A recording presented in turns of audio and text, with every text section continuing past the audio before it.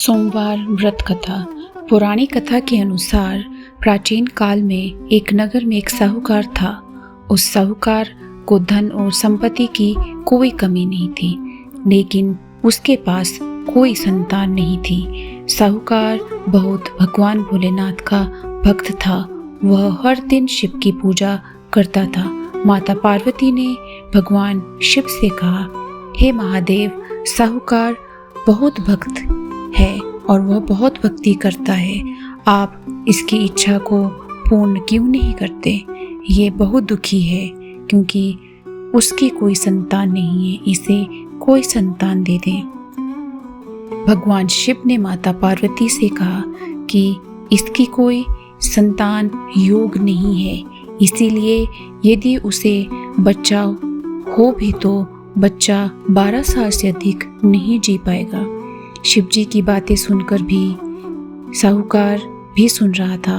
यह सुनकर साहूकार को दुख और खुशी दोनों हुई, लेकिन वह शिव भक्ति में लगा रहा। साहूकार की पत्नी एक दिन गर्भवती हो गई। उसका बच्चा हुआ बालक को देखते ही उसका 11 वर्ष का हो गया। राजा ने अपने पुत्र को शिक्षित करने के लिए उसके मामा के साथ काशी भेजा। बाद में साहूकार ने अपने साले से कहा कि वह ब्राह्मण को रास्ते में भोजन करवा दे। काशी के रास्ते में एक राजकुमारी का विवाह हो रहा था, जिसका होने वाला पति आंख से काना था। दूल्हे के पिता ने साहूकार के बेटे को देखा तो सोचा कि अपने बेटे को घोड़ी से हटाकर इस बालक को घोड़ी पर बिठाकर शादी के बाद अपने बेटे को ले आना चाहिए। राजकुमारी और साहूकार के बेटे का विवाह किसी तरह हुआ। राजा के बेटे ने राजकुमारी की चुनरी पर लिखा कि मैं असली राजकुमार नहीं हूँ, लेकिन तुम्हारा विवाह मेरे साथ हो रहा है।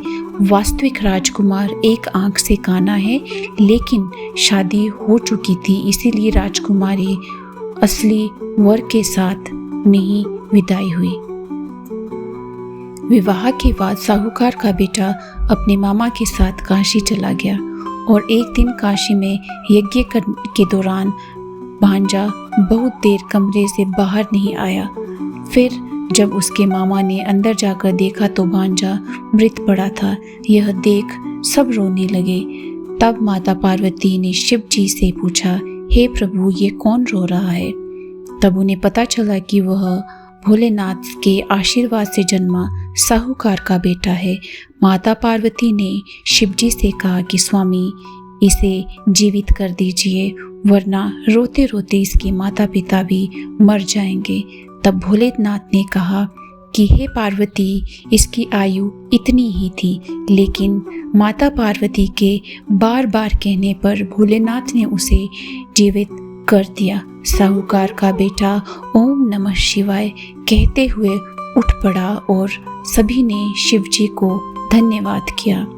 उसी रात साहूकार को शिवजी ने सपने में दर्शन दिए और कहा, तुम्हारी भक्ति से मैं प्रसन्न हूँ, इसीलिए तुम्हारे पुत्र को दोबारा जन्म दिया है।